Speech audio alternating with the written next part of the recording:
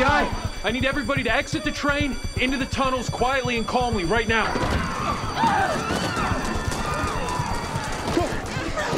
Let's go.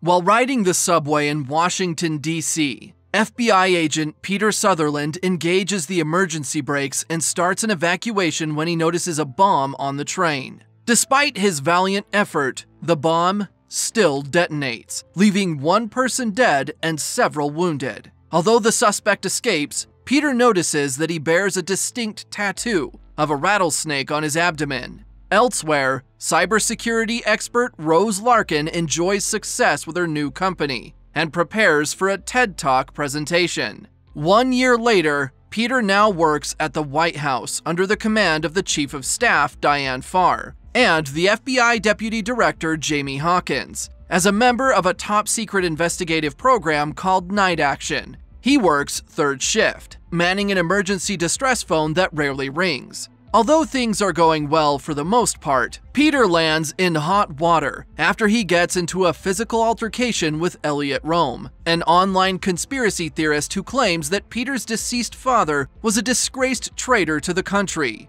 Meanwhile, in Virginia, Rose Larkin now lives with her Aunt Emma and Uncle Henry Campbell, as she has declared bankruptcy after being fired from her own company. That night, their home is invaded by two masked assailants who kill her aunt and uncle to suppress sensitive information. Luckily, Rose manages to escape and, following her uncle's orders, calls the Night Action distress phone. When Peter answers, he successfully guides her to safety as the assassins disappear without a trace. At Farr's request, Peter picks up Rose in Virginia and takes her to a safe house. On the way, they are ambushed twice, once by a delusional conspiracy theorist and again by the mysterious assassins. Peter explains that Rose's aunt and uncle were secretly undercover spies, called night agents, who investigate classified cases involving national security. While Rose takes a much-needed rest at the safe house, Peter monitors a live feed of his apartment and watches two intruders break in. Although they flee before FBI backup arrives,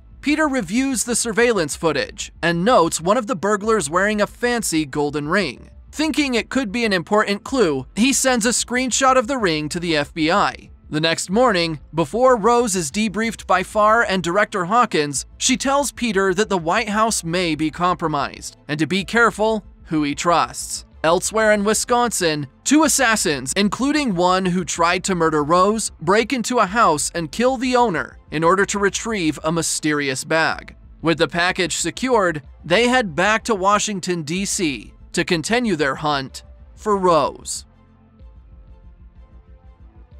Flashing back to 3 months earlier, more information is revealed about why Rose was fired from her company. When someone from her company meddled with the cybersecurity data, Rose's most important clients were hacked and their data was put up for ransom. Back in the present day, Rose is debriefed on the situation before Hawkins and Farr put her under Secret Service protection at the luxurious Rembourne Hotel. At work, Peter learns that the Campbells were FBI spies working for Hawkins and begins to review their case files. Following up on the break-in to his apartment, he also finds out that the intruder's ring bears the family crest of a royal house of Yugoslavia. Meanwhile, the two assassins, Dale and Ellen, continue to travel back to Washington, D.C., and growing curious, open the mysterious bag to discover a nanny cam. The next morning, Peter heads to the hotel to pick up Rose for breakfast, but they are ambushed by Dale and Ellen. With the Secret Service suspiciously missing, Peter and Rose are forced to jump out of a window to escape. Confused and angry, Peter calls Diane Farr and informs her of the situation, vowing to protect Rose by himself until further notice. Believing that Director Hawkins was responsible for pulling the Secret Service agents, Farr begins to track him down. After Rose and Peter discuss the night of her aunt and uncle's death, they are convinced that key evidence could be hidden at her uncle's secluded cabin in the woods. There, they find an encrypted hard drive that indicates that the Campbells were investigating the DC subway bombing. but Rose is unable to access the data. Later that night, Farr finds the dead body of Director Hawkins, dumped in a field in Maryland, presumably murdered by the man who hired Dale and Ellen. Unable to fully decrypt the hard drive, Peter agrees to head back to the White House, but the suspicious circumstances surrounding Hawkins' death leave them unsure of who to trust. Early the next morning, Peter and Rose are ambushed at the cabin, but they quickly escape, noting the license plate number of the assassin's car as they flee. After Peter calls his state trooper friend Cisco and asks him to run the license plate, he and Rose form a dangerous plan. Splitting up for the moment, Peter heads to the White House and turns in the hard drive for decryption. Meanwhile, the President of the United States, Michelle Travers, is informed of Director Hawkins' death. The director of the Secret Service, Ben Almora, calls Chelsea Arrington, who guards the Vice President's daughter, Maddie Redfield, at Georgetown University. Almora assigns a new agent to Arrington's security team, his old partner, Agent Eric Monks. That night, Maddie tries to enjoy a night out at the club, but she is assaulted, and Agent Monks fails to keep her completely safe from harm. During his work shift, Peter covertly sets up a wireless connection to the White House computer, so that Rose can steal the encrypted hard drive files, but Farr catches him in the act. After Peter explains his hesitance to trust anyone, Farr realizes that he's a loyal agent, and tells him that the president believes that there's a mole in the White House who is responsible for the DC subway bombing. Together, Farr and Peter meet up with Rose and agree to team up and uncover the truth. Back at Georgetown University, Maddie grows attracted to her art professor Paolo, but unfortunately, he seems to have sinister intentions and is directly connected to the tattooed DC subway bomber. Flashing back 2 years, Agent Monks serves as a member of the president's protective detail. During a public speech at a manufacturing plant, someone tries to shoot the president, but Monks steps in the way and takes a bullet in the shoulder to save him. Back in the present, Agent Arrington confronts Monks over his failure to protect Maddie, and blames it on his drug addiction. Elsewhere on campus, Maddie becomes romantically involved with Professor Paolo, and promises to find a way to sneak away from her security team so they can get some private time. Meanwhile, Farr agrees to let Peter and Rose continue the investigation alone, while she gets official permission from the president. Traveling to an address found on the hard drive, Peter fills Rose in on the People's Independence Front, an East European extremist political group led by a man named Omar Zadar. The PIF initially claimed responsibility for the DC subway bombing, but Zadar states that they were framed. Arriving at the address, they meet Lorna, an old friend of Rose's aunt who once supplied them with intel about city infrastructure. Together, they review some blueprints from the hard drive and discover that the intended target of the subway bombing was likely a major gas line, allowing the explosion to be much bigger than had actually occurred. But thanks to Peter's actions, total chaos was prevented.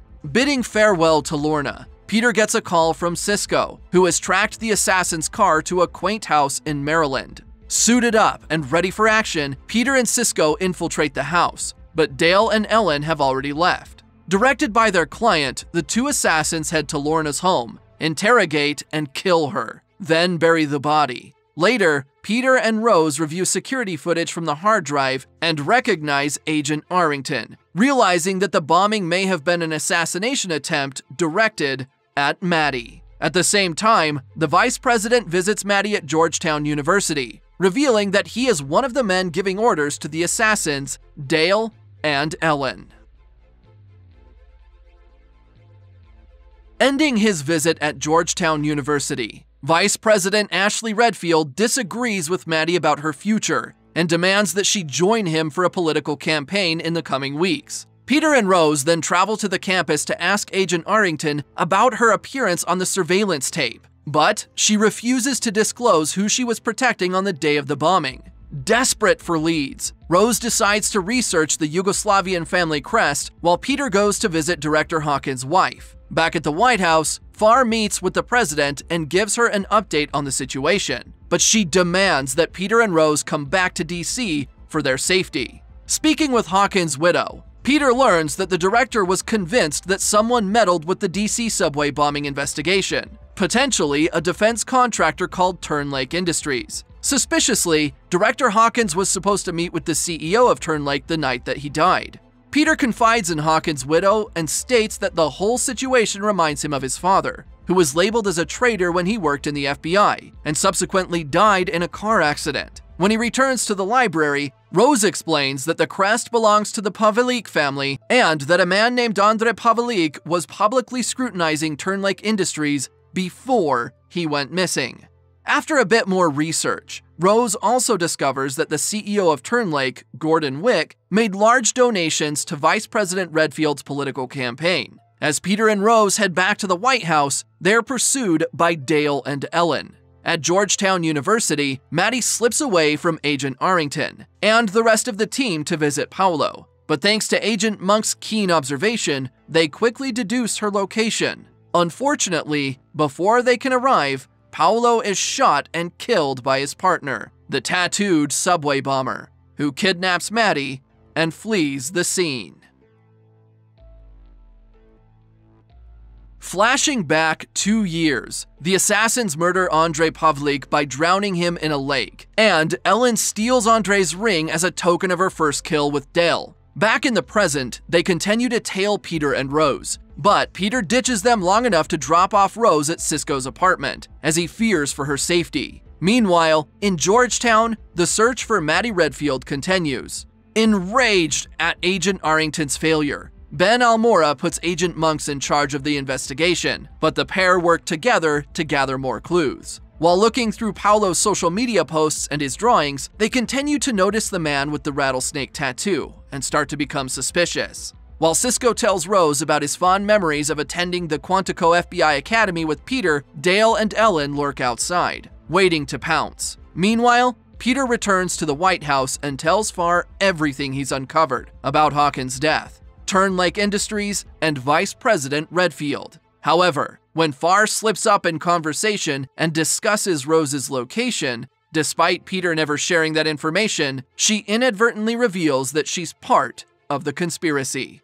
Sensing that things are about to go sideways, Peter calls Rose and tells her and Cisco to leave the apartment and meet him at a pre-arranged spot at Foundry Branch Valley Park. When Farr then sends her team to falsely arrest Peter, he evades them by hiding in a ventilation shaft before fleeing through a series of secret tunnels. As Cisco and Rose speed to the park, they are pursued by Dale and Ellen. Although they try to split up to better their chances, Ellen crashes into Cisco and kills him, while Dale chases after Rose on foot. When Dale catches up to Rose near the meetup spot and tackles her, Peter arrives just in time.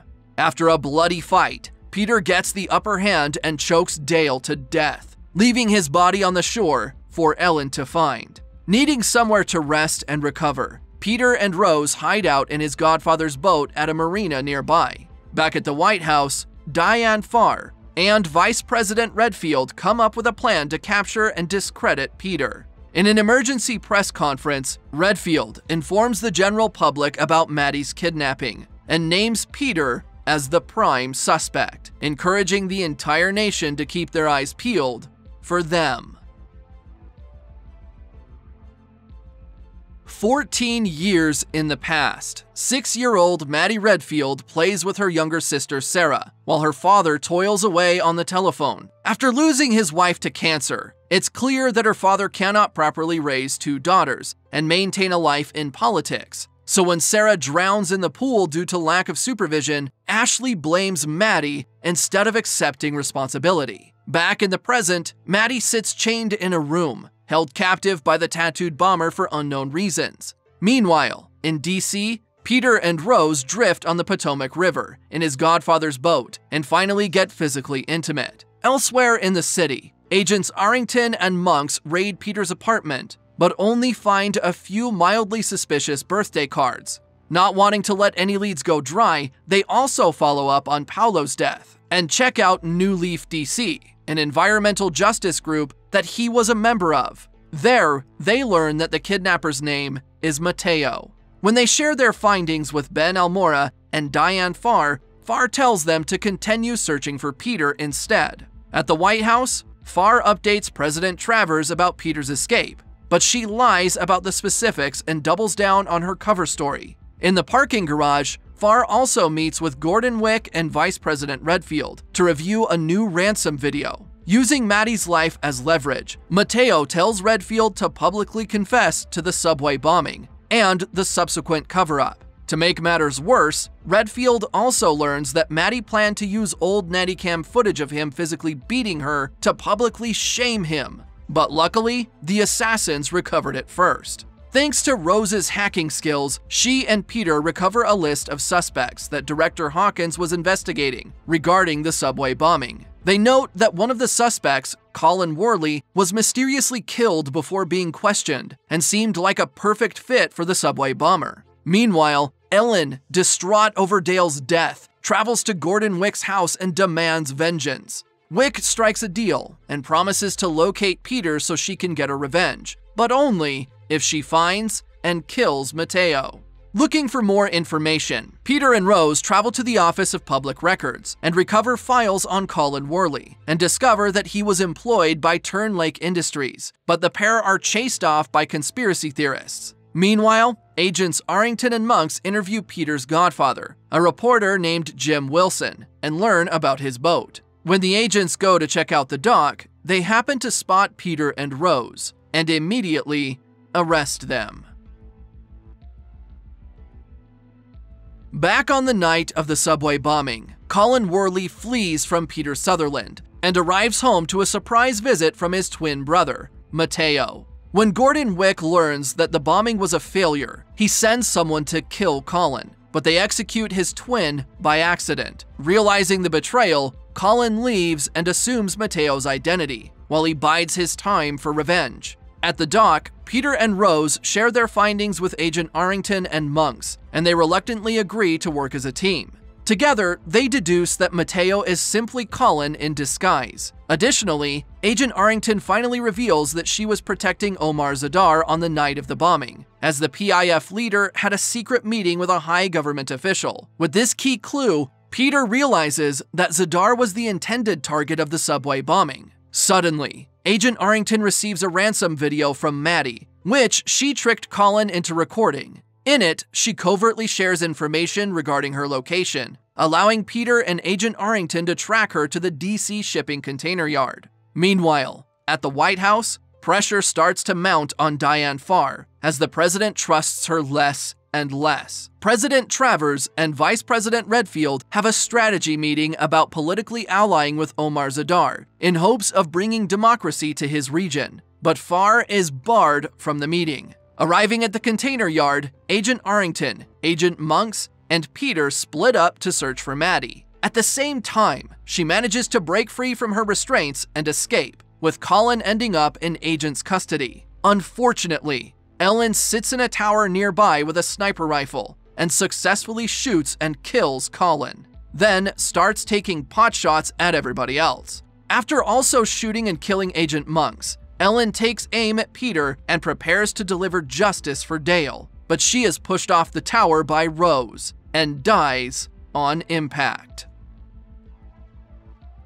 Once again, flashing back to a year prior, Diane Farr learns about the subway attack, but she is contacted by Vice President Redfield, who tells her the truth about the situation. After introducing her to Gordon Wick, Redfield admits that they planned the bombing to try and assassinate Omar Zadar and ask for help in covering up the conspiracy. At the container yard, the police start to arrive, so Peter and Rose gather evidence and escape, while Agent Arrington stays behind with Maddie. Meanwhile, Diane Farr, Vice President Redfield, and Gordon Wick learn that Maddie is safe and discuss their plans for a second attack on Zadar scheduled for the next day. Biding their time and looking for concrete evidence to clear their names, Peter and Rose hide out at Jim Wilson's house. While reviewing the contents of Ellen's phone, Rose discovers pictures of the night action emergency binder and suspects that Farr took them, but requires access logs from the White House to prove it. In order to obtain them, Peter and Rose break into the apartment of Valerie, Diane Farr's assistant, and use her computer to request the logs. At the Redfield residence, the vice president is ecstatic to see Maddie safe and alive. while Agent Arrington delivers her after-action report to Diane Farr and the new FBI director, Willett. Growing curious, Arrington also sneaks onto the Secret Service network and discovers that Ben Almora is currently serving as a protective detail for Omar Zadar, as he's in the United States for a secret meeting. Receiving the access logs, Peter and Rose confirm that Farr helped set up the Campbell murders. After talking to Agent Arrington, they also figure out that Zadar is meeting with President Travers at Camp David, and the attack is designed to kill them both with an explosion so that Redfield can take over as president. Suddenly, Vice President Redfield requests that Maddie and Agent Arrington fly with him to Camp David so that they can meet the president. When Peter and Rose go to confront Farr with their findings, she claims to have no knowledge of the upcoming attack on the president, but promises to help them get into Camp David in hope of redemption. On the drive to Camp David, Farr tries to justify her actions, but she admits to her involvement in the Campbell murders and that she recruited Peter for the night action program as a potential fall guy. Agent Arrington and the Redfield family arrive at Camp David first, accompanied by Secret Service agents Briggs and his goons, who are loyal to the traitorous vice president. While Arrington is ordered to stay behind, Vice President Redfield takes Maddie to a secured panic room to stay safe from the explosion. Meanwhile, Farr sneaks Peter and Rose into the camp and immediately finds Ben Almora to inform him of the threat. However, Almora and Farr are attacked by Briggs, leaving Almora dead and Farr wounded. Incapacitated, Farr directs Peter and Rose to the camp's communication tower to restore the down signal. As the chaos officially begins, Briggs and his team start the bomb timers, set to detonate in just 10 minutes. With the clock ticking, Arrington knocks out one of the compromised Secret Service agents and begins to search for the explosives.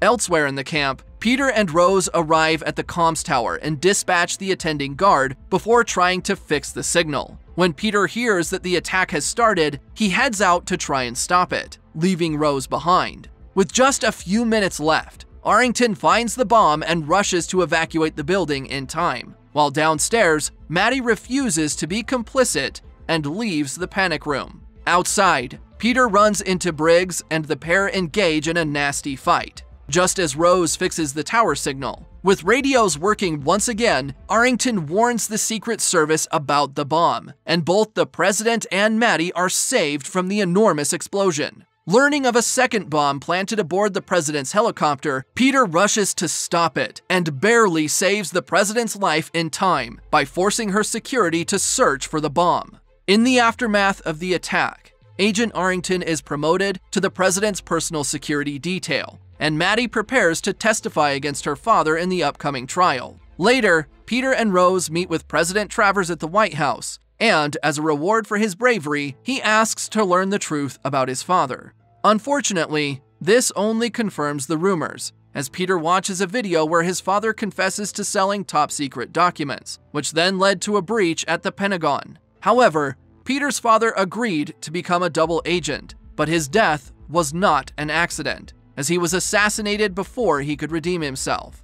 Accepting a new position as an actual night agent in the field, Peter looks forward to a bright future with Rose and his new job as an international spy.